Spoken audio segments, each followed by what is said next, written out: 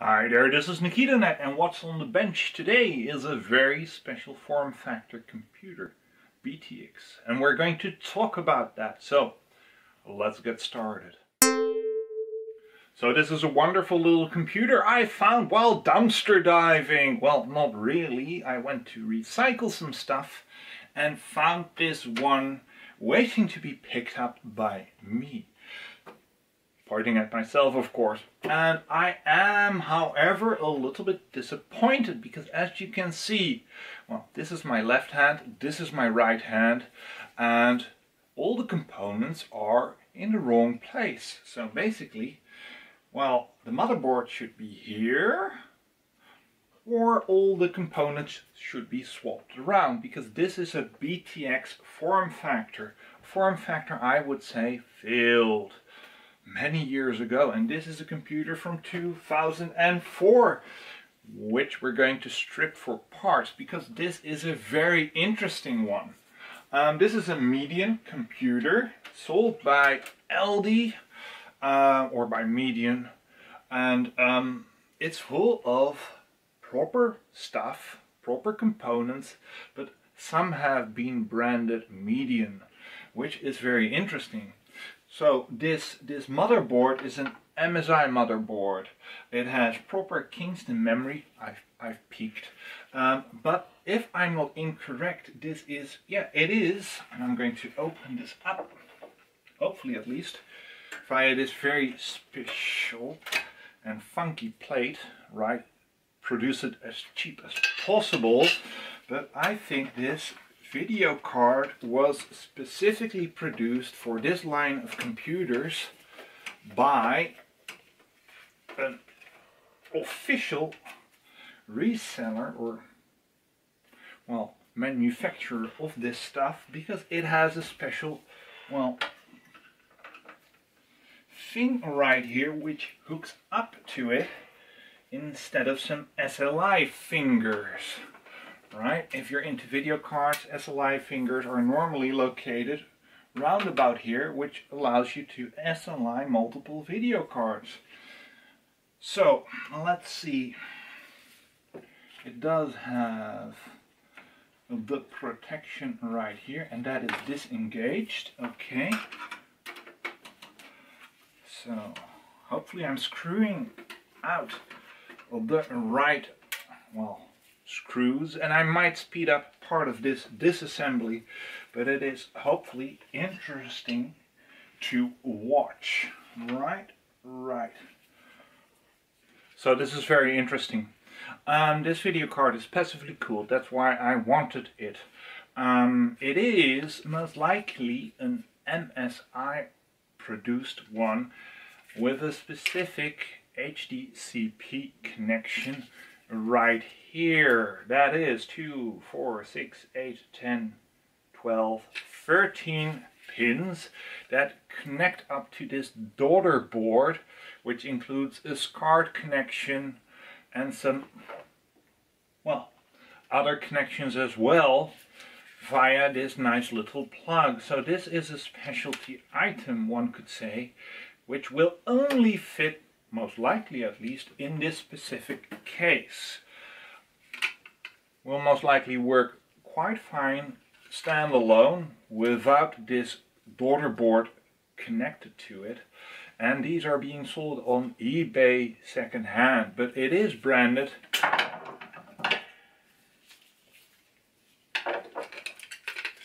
Median, which is quite interesting because it is not produced by Median, of course, not to my best knowledge at least. So we'll use that and clean it up, of course, when it is appropriate. And what I'm seeing here as well is a TV tuner card that has been unscrewed already with a connection to another daughter board, which is the, well, another board basically. So I have to cut some zip ties. I'll be right back again. So let's loosen this up as best as we can, as safe and quickly as we can, because I do want to keep these cables connected for as long as I can. Right. And that is, unfortunately, soldered. Okay, then we'll just disconnect it. Now this case is very interesting in itself. It is a specialty item. Going by this, it has a generic Philips tuner, which is nice because this is the TV card for your TV signal. Right, so we'll keep that as well. But there's something very special about this case. This has been produced not only specifically for this combination of parts, but also it is highly optimized to be assembled. Like this thing is very simple. It's difficult to produce, but once you have that down, it is very cheap to produce, and it makes a cheap case. Now this cooler, which we'll unplug in a little bit, is very interesting as well, because it is not connected to a specific bracket. No, it is connected to this back plate in itself. So we'll do that right now, because I also want to salvage the CPU that is in here, and it's an E6400 if I remember correctly when I looked up the model. But do take note about the cooling solution that is attached to this, the case fan. It's very interesting. So we've got 2, and we'll get number 3 and then number 4. It is a proper cooling block with aluminium fins and 2 heat pipes. Right, 2, I think so.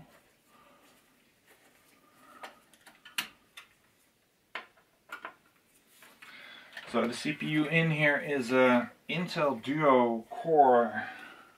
Yes, most likely. Well, it is 64-bit, if I'm not incorrect.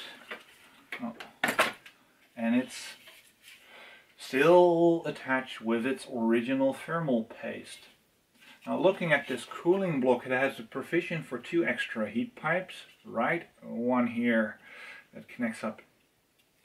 Perhaps on the other side. No, that's not logical. So it is a limited edition in cooling performance compared to what is possible with this cooling block. Very interesting. Has a cutout for some reason. Unsure why, but hey. So this is a socket. What is it? Unsure, but I am going to remove this right now out of, ooh, it's a BGA, no, it is a landed one, and well, I need to clean it before I know for sure, but this looks quite nice, neat and spiffy. Very interesting. Am I wrong about this motherboard? I don't think so. I think it's an MSI. And let me put that on a napkin, because I don't want that thermal paste everywhere. Right. So, normally you would put a special protector there. I don't have one handy, so we'll forgo that. Now, like stated, this is very interesting. The integration of this fan into a specific piece of plastic means you don't have to attach it to the cooling block, right? Or, well, the heat sink. And it is attached by those nasty, wonderful silicone rubber fan mounts, and they are still quite fresh, which is funny. So, how shall I remove them? Well, grabbing them and pulling on them won't work in this case, but can I pull it out here? Not really. Okay, There's a, well, this is a 92mm case fan that is integrated into this piece of plastic. I'll test it out a little bit, and if I find it functional, I'll get it out just to have a spare. Now let's see, we've got the CPU, which I'll put in a safer spot. We have the video card, we have the TV card, we even have the cooling block with its old thermal paste. Let's get the memory out, right? Wonderful, wonderful. Kingston, yes. 800D2 and 62G, 8 gigs, sorry. 1.8 volts, 2 gigs.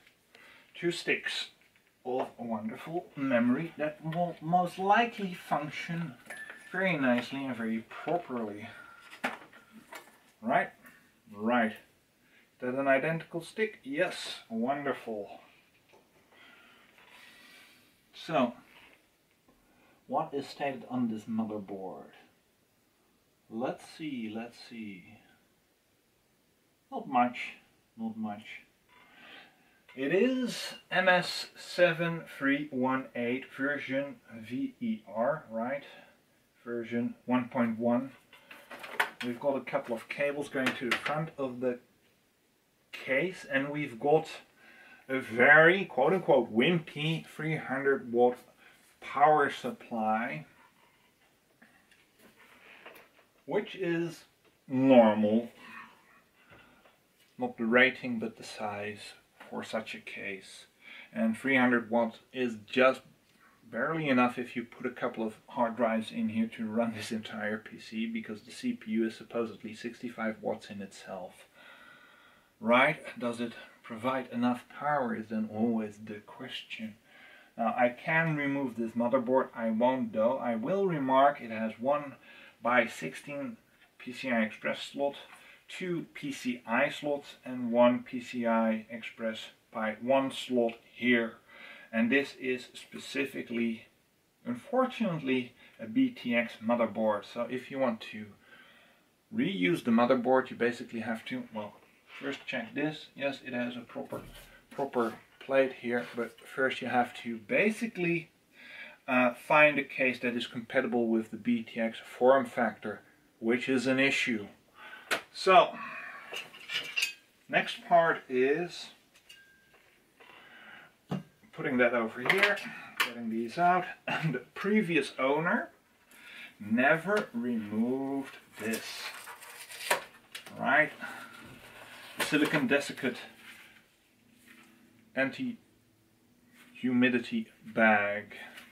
Silica gel, do not eat, throw away, and this, yeah, desiccant, okay, it repeats.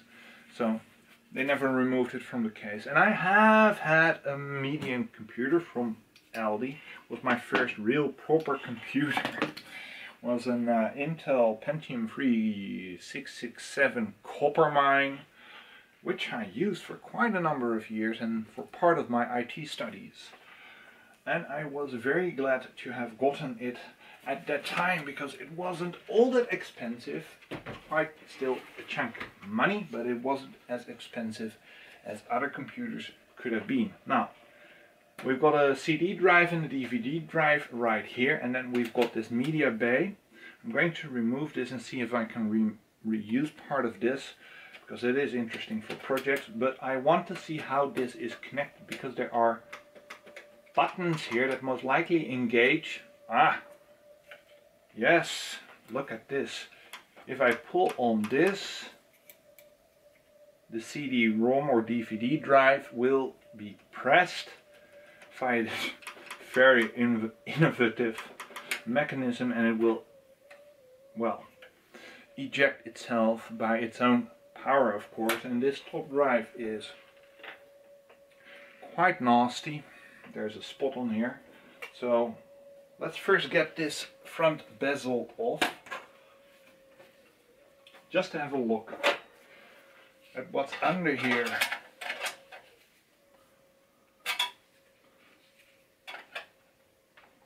If the mummy wants to be revealed, that is. Oh, there we go. On the other side as well. Oh, it's scratching up my table. And 1, 2, and number 3. Here we go. Right? Interesting. So this is the mechanism, basically. Right? Well, other way around. You press it and it gets pressed in. Has an LED right here. This is the on-off switch, and it has a slight detail that there's a world map on it. Completely useless, but still nice that they thought of such a thing. And this is right. Okay. This is very interesting. And this is why I wanted to take this entire thing apart before, of course, going back to the recycling center to junk the stuff I don't want. But where's my screwdriver? Ah, it's here. This thing, this case, has multiple antennae. So let's take a look at those, because this one is soldered on and goes to this specific thing. But here is an RT2571WF. That's very interesting. Unsure for what that is, but it is a canned component. So I'm guessing this is a radio device of some sort. So let's disconnect that right here. Right, disconnect please. Will you please? I have to press it. Here you can see the integration in the case itself. Okay. We can do that entire thing, or undo that entire thing entirely. Right. Let's see if that helps. At least something.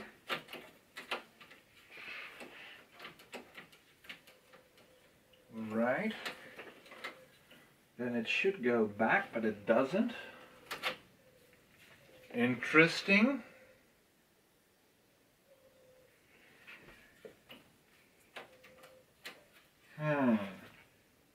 This is interesting. Okay, we've got another radio thing right here, and I bet, or I'm guessing I should say, that this one was for a remote control of the TV tuner, but I'm not entirely sure.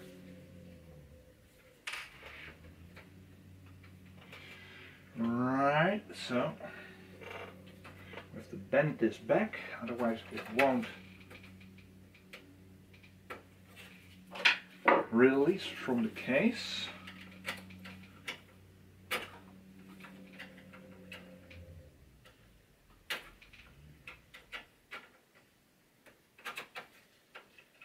Right. And there's a proper antenna here. That's interesting. With barbed hooks, of course. So, well, anyhow, it states remote receiver RF, of course, at 433 MC, which is a free band here in the Netherlands for specific, oh, I can do this, radio frequency usage. And I'm guessing that was a specific remote control of this computer. Right, right. So we can unplug that as well, without having to use brute force, because this pigtail, as they call it in the industry, just pulled out. Right, let's see here if we can remove this at all.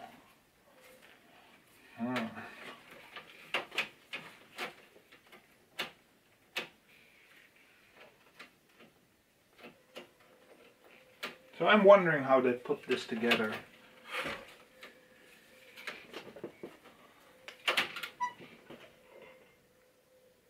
And they did somehow. I know that for sure.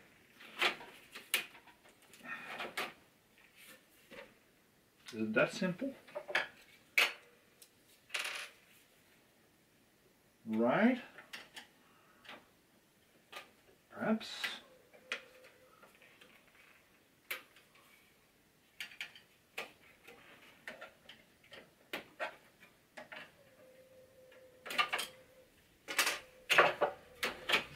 Yes. So without the plastic you can get it out entirely. But there is still a yellow plug here. It's most likely connected to the motherboard. And excuse the lawn mowing company. They're outside doing their thing, of course. Ah, come on, get out, get out. Yes.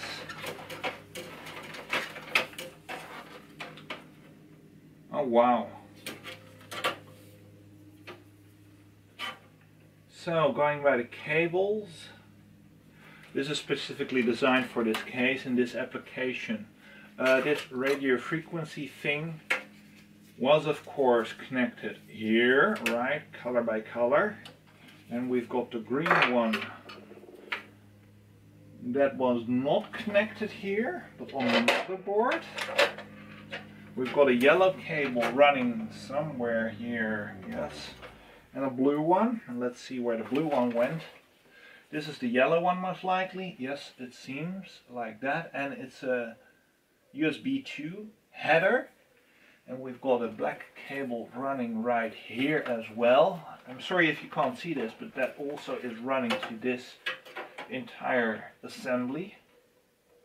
Very interesting. So,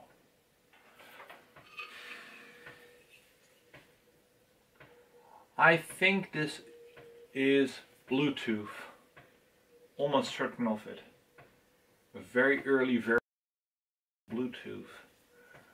Right?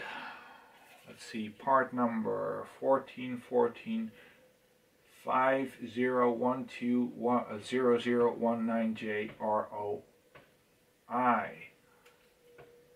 PC SDK G40. Very interesting. So, thinking about that, if it's all USB and it's connected via Molex or, well, a floppy drive connector for power, I should be able to reuse some of these components, and not having a remote for this part is then in essence inconsequential because you don't hook it up, right? So this is something to experiment with because I bet this is Bluetooth. Even has a couple of stickers. Going by this, I think this is the antennae, or antenna, because it's a single one. No, there are two antennae. Might be Wi-Fi. Unsure though. So and this is something very interesting. This entire front panel had a special connector plugged in right here. It is, well, black in color with a nice protrusion that you really know it's a special one, and it was connected to the JFW1 port of this motherboard. Unsure what that is for, but I'll find out when I do a little bit more research. Right? Might that be Firewire? Jumper Firewire 1. Well, that's interesting, because there is a Firewire connection right here and here. And is it soldered onto that part of the motherboard? Sorry, daughterboard in this enclosure, and it seems to be. So, that is Firewire. Okay, that's very clear. Interesting to see as well in this design, or in this use case, of just part of the cables for the motherboard itself. This is 2, 4, 6, 8, 10, 20. So I'm guessing this might not be an original power supply, because this is an older design, not the 24 but the 20, right? Oh yes, on the top of the case there's a specific slot to put in an external drive that is powered and connected entirely from the motherboard, and that was specific for medium type of devices, so there's no value there. And the previous owner either cut this by, well, reassembly or cut it specifically. Unsure about that. It's not relevant though. Now on the socket here there is no denotation of what type of CPU socket this is. And I am unfortunately very interested, because I am almost sure it's not the same as what I found in the literature. So might this be a replacement board? I doubt it though. But this power supply issue is very weird. So this is basically, well, does it state? P9, and it's a 6 port, right, 6 leads, so it is intended for a video card. And of course the passively cooled video card didn't have that attachment. And quite frankly, with the high integration of this entire thing, I really doubt it that you could really replace this video card with something appropriate that supports these ports. The SCART, the video in, the audio stuff. So that's really weird. I think personally that this is not an original power supply, and going by the dust in the computer I might be right. Although there's enough dust on here as well. Unsure though. Now, well, let's not ruin the memory, because most likely that is all good, in my experience at least. But this cable is that one that's broken, so that can be removed. And let's take a look at this drive. This is a DVD drive, and it's also very strange. They put in 2 PETA drives for that, and it's properly connected to the motherboard, while this motherboard does support 4 serial ATA drives, of which one was most likely connected to that top thing, but then you still have enough for 1 drive that was most likely mounted here, specifically in a specific bracket, looking by this design. And you've got 2 left over for basically a couple of more spiffy DVD and CD-ROM drives. So let's get those out. It's a weird thing. 2003, I'm guessing, which coincides with the, well, with this thing. So this is the original power supply. And why it's only 20 and not 24, I don't know. I have no idea. But let's look at some.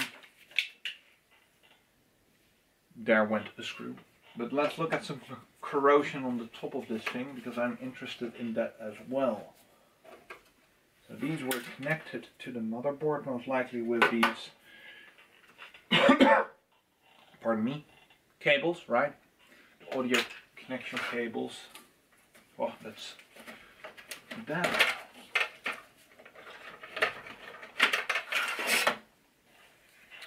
And hopefully you can see this, but this is like nasty stuff. It's a super multi-DVD writer model GSA H42L. 2 amps to, well, 1.5 to 2 amps, or 1.5 amp at 5 volt and 2 amp at 12 volt, and it is produced on January 2007. Well, that's interesting. That makes this computer, yeah, January 2007 for the other drive as well. This makes this computer about 10 years old now. 11 to be frank. Because we're in February 2018 right now.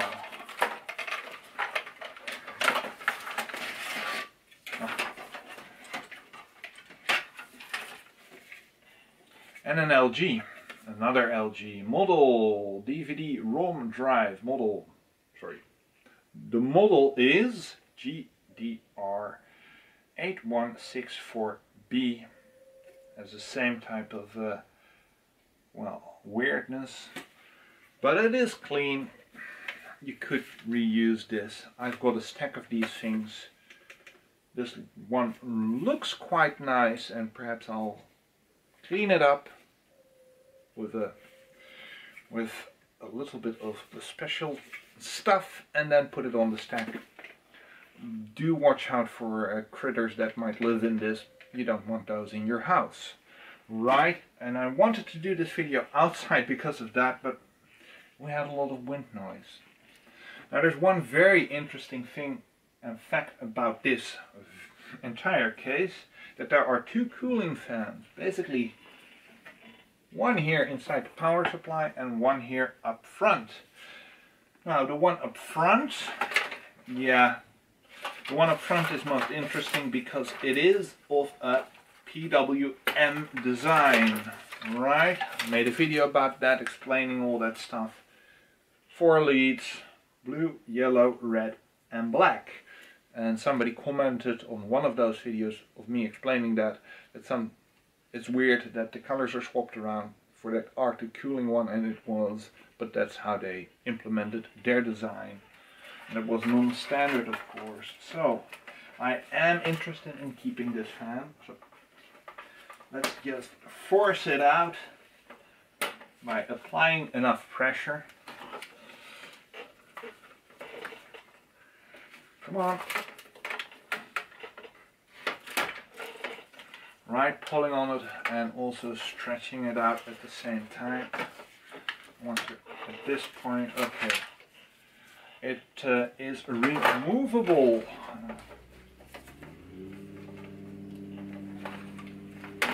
Right. And this is a AVC model DS092254R12EP007. It's a low rated one, hydraulic bearing.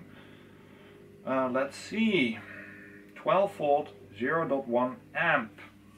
That's a very low rating for such a big fan.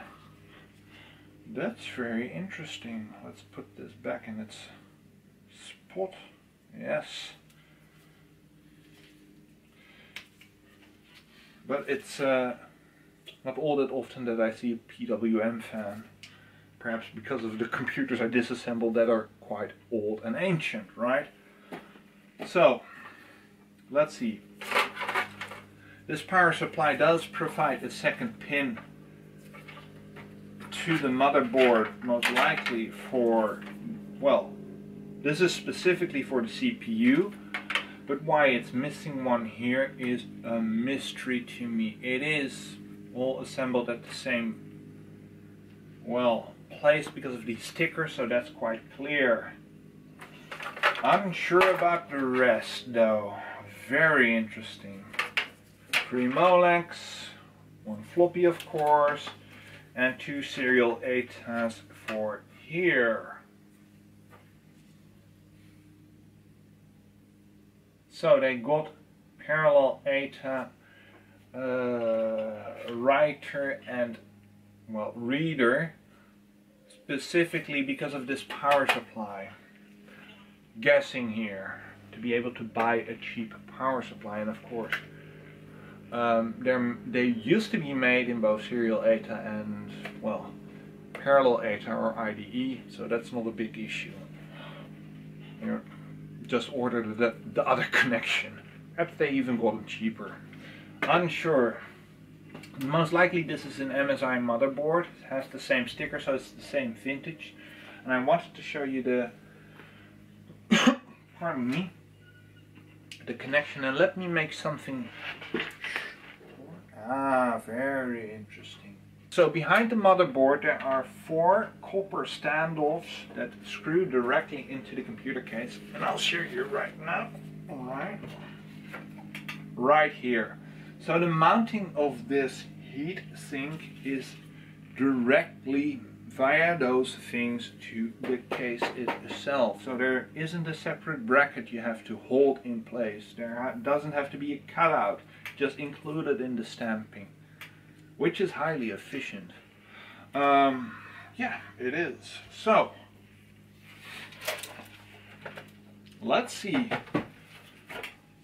I am going to assemble these, the slot protectors or slot covers. I always keep those things because sometimes you get a computer that has to have some of these things removed, and you do like to have matching ones for that computer, and this is the way to get them cheaply. So, and unfortunately we're being swamped out by the sun. Sorry for that, but I did manage to clean off this CPU, and it is an Intel, Core 2 Duo 6400 SL99 made in Malaya, 2.13 gigahertz, 2 meg, and some other stuff. And it is 46-bit, going by this little bit, and produced in 2005. So this is a nice pair for another computer I have that is running at the moment. Now I do really wonder why one would produce it as this, but I know the answer: to produce it cheaply in a specific form factor, and it is unfortunate because I can't really use it. All my computers are ATX, except one, and that is an old computer that I no longer use. So, will I save the power supply? Most likely not. I will get some of these screws for my collection, clean them up very simply in a little bit of dishwasher detergent soap with water, hot water, and that is good enough, because you always run out of screws when working with computers. That's just how it goes, and this is the cheapest way of getting them. Right.